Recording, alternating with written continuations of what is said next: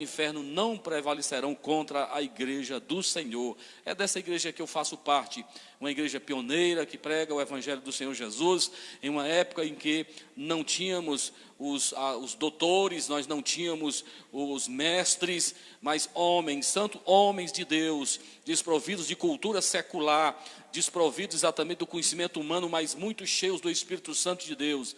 Estes homens fizeram a diferença, estes homens alcançaram as regiões mais distantes da nossa nação, e hoje, para a glória do nome do Senhor, a igreja está plantada em todos os lugares do nosso território, do Brasil, da nossa pátria amada.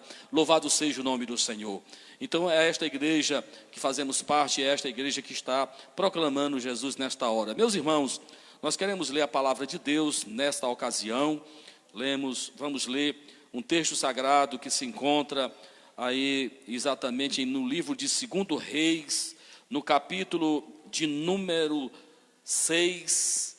Nós vamos ler 2 versículos, o 24 e o 25, repetindo, livro de 2 Reis, capítulo 6, versículos 24 e 25, que diz assim a palavra de Deus. Depois disto, ajuntou Ben-Hadad, rei da Síria, todo o seu exército, subiu e sitiou a Samaria. Houve grande fome em Samaria, eis que a sitiaram a ponto de se vender a cabeça de um jumento por 80 siclos de prata e um pouco de esterco de pombos por 5 siclos de prata. Meus irmãos, meus amados, este é um texto que retrata uma realidade de alguém que está sitiado, de alguém que está sem saída.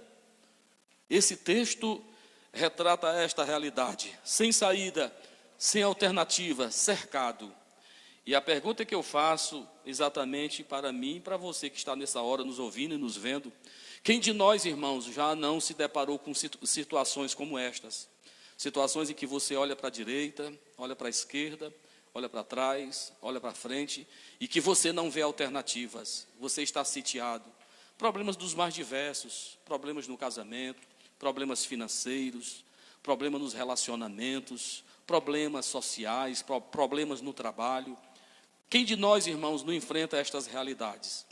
Mas veja que a realidade aqui é muito mais séria, ela é muito mais dura, porque aqui retrata a realidade de uma nação que estava sitiada. Samaria estava sitiada, conforme nós lemos no texto. O rei da Síria, ele exatamente sitiou Samaria, e não sabemos exatamente quanto tempo eles passaram nesse trabalho. A verdade é que eles estavam exatamente comendo animais que para os judeus é impuros, cabeça de jumento, comendo jumento. Então isso mostra uma época muito triste, uma época de muita decadência, de crise. Eu já falei aqui para os irmãos que nós aqui, durante esta pandemia, nós vivemos exatamente um tempo em que a gente não podia sair e entrar de Nova Russas. Nós tínhamos restrições, né? Cidades como hoje Sobral, como Tianguá, e outras cidades que se encontram em estado de lockdown, ninguém entra lá sem um controle. Ou seja, quem está saindo e quem está entrando é altamente controlado. Essa realidade aqui de Samaria, irmãos, é muito parecido com isso. Não, todas as portas, lembre-se que a cidade era fechada por muros, ela tinha portas. Então todas as suas portas estavam cerradas e tinha um exército inimigo fortíssimo do lado de fora, que não deixava ninguém entrar nem sair.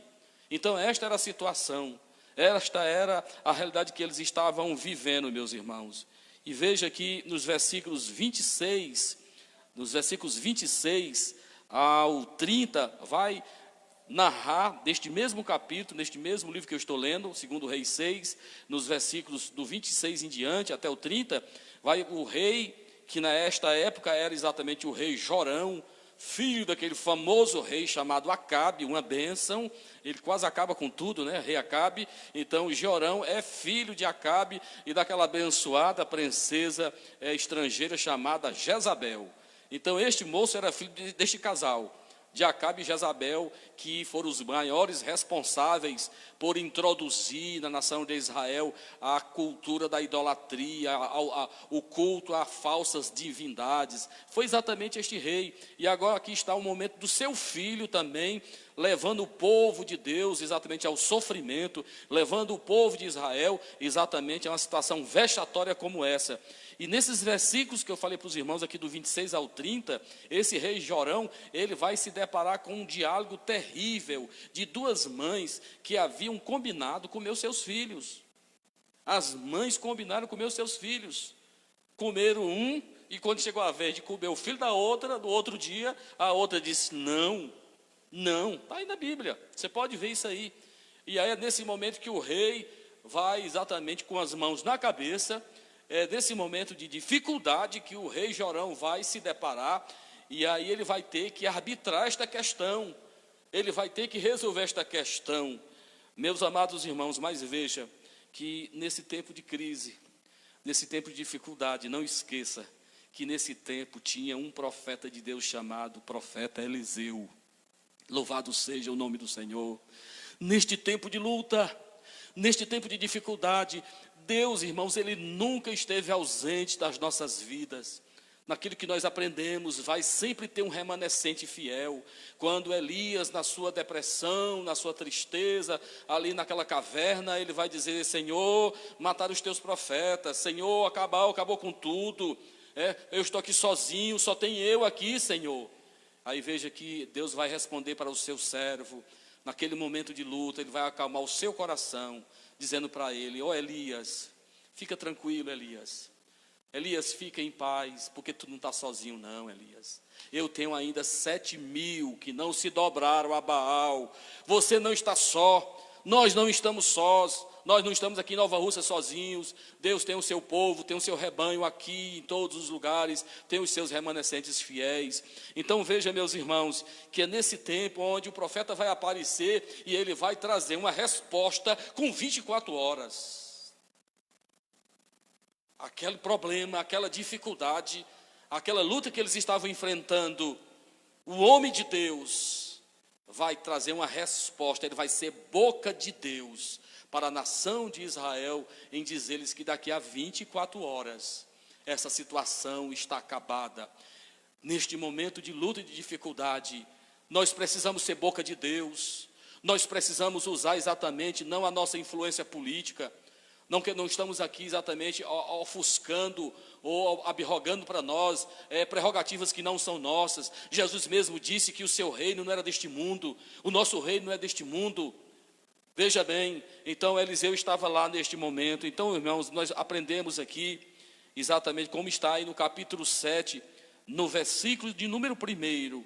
Então disse Eliseu, ouvi a palavra do Senhor, assim diz o Senhor, amanhã, a estas horas, mais ou menos, dar-se-á um alqueire de flor de farinha por um ciclo, e 2 de cevada por um ciclo à porta de Samaria. Ou seja, vai haver oferta, vai cair preço porque vai ter oferta, vai ter exatamente gênero, vai ter fartura, louvado seja o nome do Senhor. Meus amados irmãos, nós precisamos crer, nós precisamos entender que é exatamente no meio desta escassez e desta miséria, exatamente que Deus usa os seus servos com uma palavra diferente do caos, com uma palavra diferente do que a maioria está pregando. Veja se não é exatamente isso que registramos na palavra de Deus no livro de São Lucas, no capítulo 1, versículo 27, quando o anjo Gabriel, falando para Maria, aquela que seria mãe do menino Jesus, não é isso que ele vai responder para aquela mulher, porque para Deus nada é impossível. Eu digo muito aqui nesta igreja que nós cremos, nós acreditamos na intervenção sobrenatural de Deus. Quantas das vezes abrimos as nossas portas e alguém pode até achar que está vindo para mais um culto, está vindo apenas para mais uma reunião, e nesse momento de culto, nesse momento de adoração, muitas das vezes alguém que chega aqui abatido, quebrantado, doente, desiludido da vida, alguém que já tenha batido por muitas portas, sem achar solução para o seu problema, ao entrar por estas portas, ao ouvir um louvor, ao ouvir uma pregação, uma palavra de Deus, Deus muda a sua vida, ele sai com uma visão diferente da casa de Deus. Nós vivemos por fé, não vivemos por vista, louvado seja o nome do Senhor. Nós precisamos entender esta verdade, irmãos, que falamos no nome soberano, no nome todo-poderoso, o nome de Jesus. A este nome os demônios batem em retirada, a este nome a natureza se submete, o vento, o mar obedecem ao Filho de Deus. Ele continua no controle, querido. Você precisa entender que Ele nunca deixou de ter o controle da nossa história, da nossa vida. Nada está acontecendo sem o controle de Deus. Ele está no seu trono e Ele está pronto a intervir. Louvado seja o nome do Senhor. Veja algo importante nesse texto, que surge a pessoa deste profeta, que surge a presença deste homem importante, um homem espetacular, um homem maravilhoso. Eliseu, depois de Jesus, eu não conheço outro com quem Deus tenha operado tanto, com tantos milagres, com tantos prodígios. Mas veja algo interessante: e estareis seguros, crede nos seus profetas e prosperareis. Perceba como isso é importante, meus irmãos. Então Deus continua usando homens para ministrar nas nossas vidas. A pergunta que eu posso fazer para você hoje: nós temos sido estes homens de Deus de verdade? Este homem era conhecido no seu tempo como exatamente um homem de Deus. Foi este o testemunho exatamente que aquela mulher deu acerca desse profeta. Santo, este homem que passa por nós é um santo homem de Deus. Então ele era um homem de Deus. Será que nós temos em nosso meio, será que nós temos ouvido os homens de Deus de verdade? Aqueles que Deus tem colocado sobre as nossas vidas, aquele que intercede por nós, aquele que vela por nós. Será que nós temos obedecido, meus irmãos? É algo a se pensar, porque nós estamos vivendo, infelizmente, um tempo onde muitas pessoas não querem mais se submeter a ninguém. Já vemos, infelizmente, a rebeldia aflorando na vida das pessoas, já desde a tenridade, com 4, 5 anos, nós já vemos exatamente essa dificuldade, a dificuldade em se obedecer, a dificuldade em exatamente fazer aquilo que está sendo ordenado. E eu sempre digo para os meus irmãos aqui na nossa igreja, que nesta vida, nós vamos sempre ter alguém acima de nós. Sempre. Você não é maior, você tem alguém acima de você. Se você for para o seu emprego, lá tem alguém acima de você. Você tem um supervisor, tem um gerente. Se você for para uma escola, lá você tem um professor e tem um diretor. Se você for exatamente para qualquer esfera desta vida, você tem alguém com quem você deve satisfações. Os filhos devem obediência aos pais. A esposa e o esposo devem estar em harmonia, em unidade. Então veja que ninguém é dono de si. Então esta é a verdade que está exaurida na palavra de Deus. E eu aprendo que é pré-requisito importante para me alcançar um milagre de Deus. É eu reconhecer homem de Deus, um profeta que Deus levanta no meio do seu povo. Você tem ouvido o que está sendo orientado? Você está ouvindo aquilo que está sendo falado? É um pré-indicativo para nós sermos bem-sucedidos em nossa vida, queridos. Veja outra coisa importante, que no próprio capítulo 7, no versículo 2, tem aqui um certo capitão desse rei Haddad, que fez graça, que não acreditou no profeta Eliseu. Esse capitão disse: isso não vai acontecer nunca. Isso, de forma nenhuma, isso vai acontecer. Ou seja, ele foi exatamente uma pessoa incrédula. Ele foi exatamente uma pessoa que não creu no milagre de Deus. Irmãos, quantas das vezes nós percebemos isso? A incredulidade. As pessoas estão céticas. As pessoas realmente não creem mais na intervenção de Deus. O pastor está orando, alguém está orando por algo, e as pessoas às vezes estão duvidando, não estão crendo. Este capitão do rei Haddad, do rei da Síria, aliás, do rei Jorão em Israel. Este capitão, infelizmente, ele não pôde ser beneficiado do milagre. Ele perdeu uma excelente oportunidade de ser abençoado por Deus devido à sua incredulidade. Louvado seja o nome do Senhor. E perceba, meus irmãos, que a incredulidade, quando lendo as Escrituras, nós vamos perceber que a incredulidade, quando nós nos fechamos exatamente para o milagre de Deus, é aquele que fecha a porta para a intervenção. Eu sempre olho para as Escrituras e vou ver casos como nós vimos registrado no lugar onde Jesus viveu, em Nazaré. A Bíblia registra que lá ele fez poucos milagres. E por que foi que ele fez poucos milagres? Por que será? A Bíblia mesmo vai explicar. Porque lá as pessoas sabiam quem eram os pais terrenos de Jesus, porque lá estava José e Maria, porque lá estavam os seus irmãos terrenos. Esse aqui é o José, o filho, esse aqui é Jesus, o filho de José e Maria. Não deram muita importância, eles esqueceram que ali estava o Deus encarnado, ali estava alguém 100% homem e 100% Deus, louvado seja o seu nome, e por isso eles deixaram de ser abençoados. Nós precisamos, irmãos, ao exemplo daquilo que também vemos nas Escrituras, quando o próprio Jesus recomenda a Tomé, seja crente e não incrédulo. Às vezes nós nos tornamos incrédulos, irmão, ao ponto de não acreditarmos, e só quem perde é nós, na verdade, porque Deus deixa de operar nas nossas vidas. Deus opera onde tem um coração aberto e receptivo. Deus atende a nossa oração, louvado seja o nome do Senhor. Veja que isso é importante, a fé. A Bíblia está cheia de relatos importantes, de pessoas que não tinham mais nenhuma chance.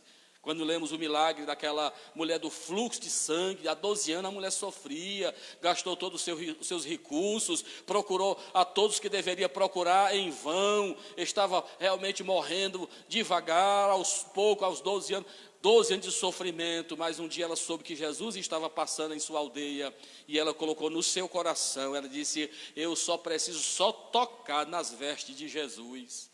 Eu só preciso disso, ele não precisa nem pôr as mãos sobre mim, eu só preciso tocar na orla das suas vestes. E ela vai exatamente sair da casa com este pensamento positivo: eu vou tocar e eu vou ser curada, eu vou tocar e eu vou ser curada, em nome de Jesus. Teve obstáculos? Teve.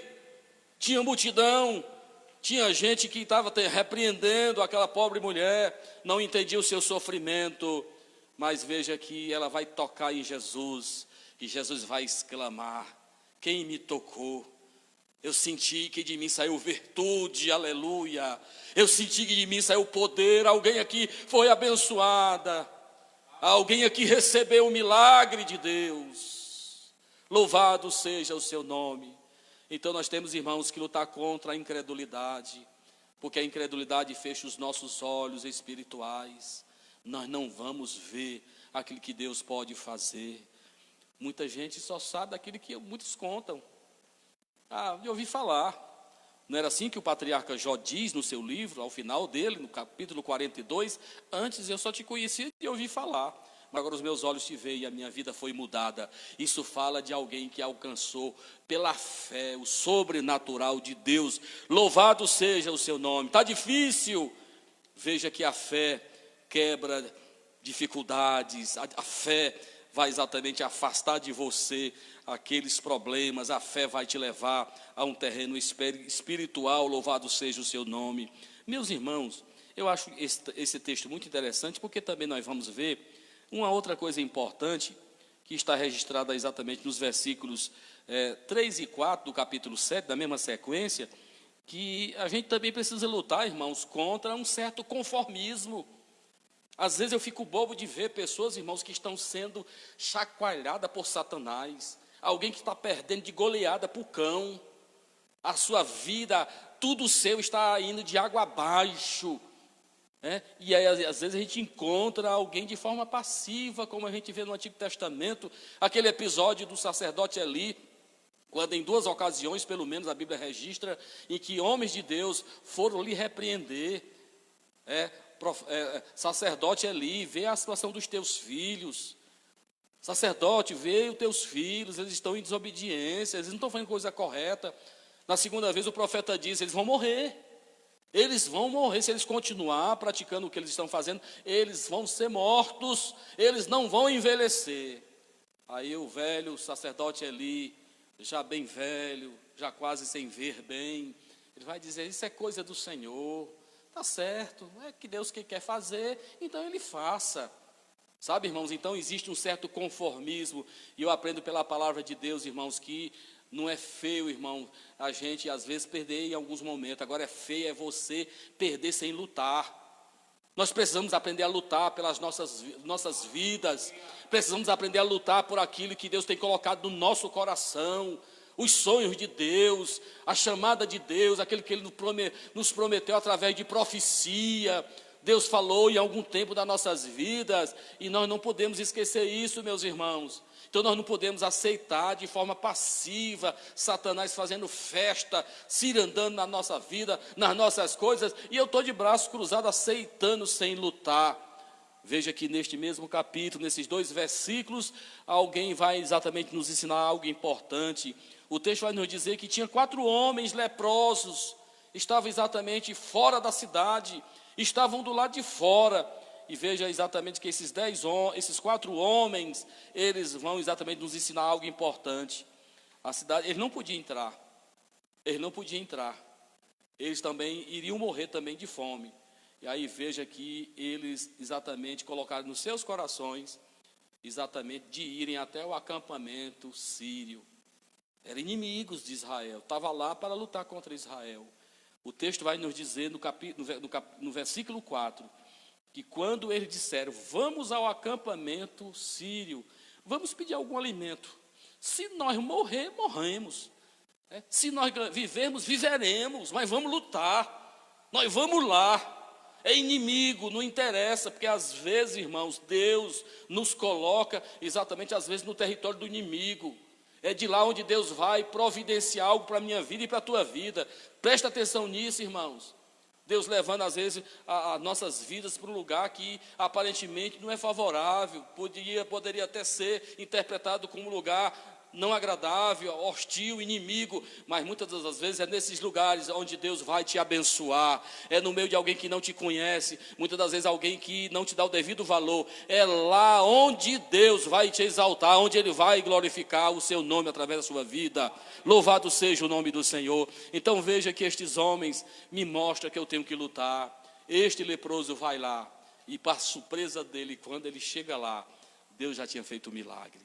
Porque na hora que eles saíram para ir para lá, foi o momento onde Deus interveio, foi o momento onde Deus desbaratou aquele exército inimigo que estava lá, sangue sedento, estava louco para entrar, para arrebentar com Samaria, para acabar com aquele lugar, com aquele povo.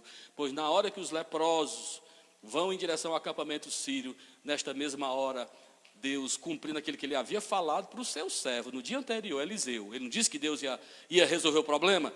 Pois Deus resolveu o problema.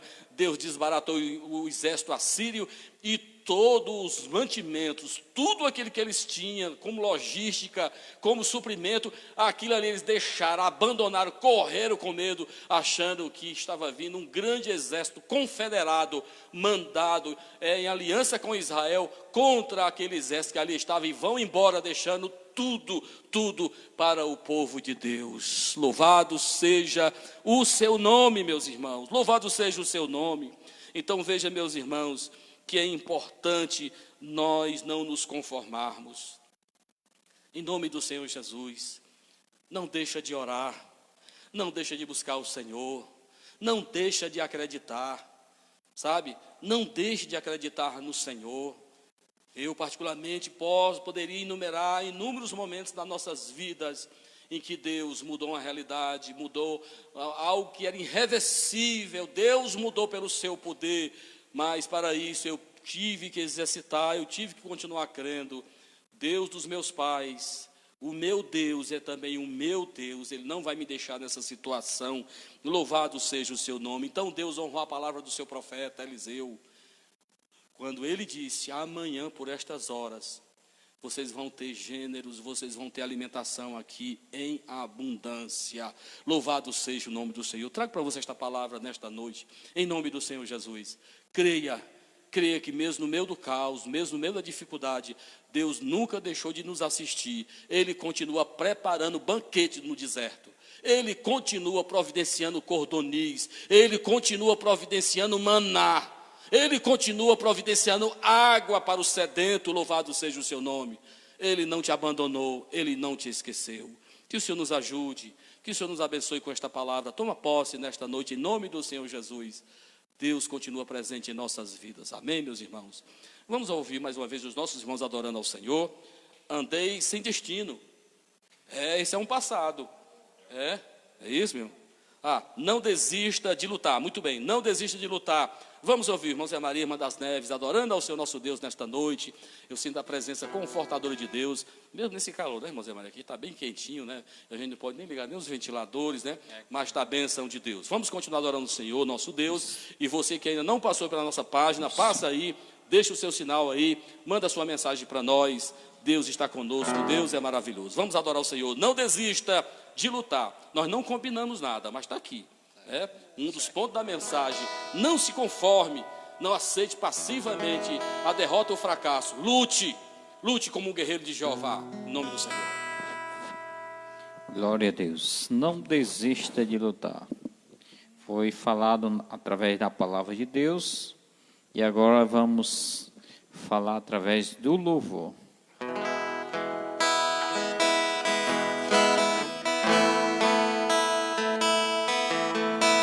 Querido irmão, eu vejo teu olhar, as lutas te fazem chorar, é grande a tua dor.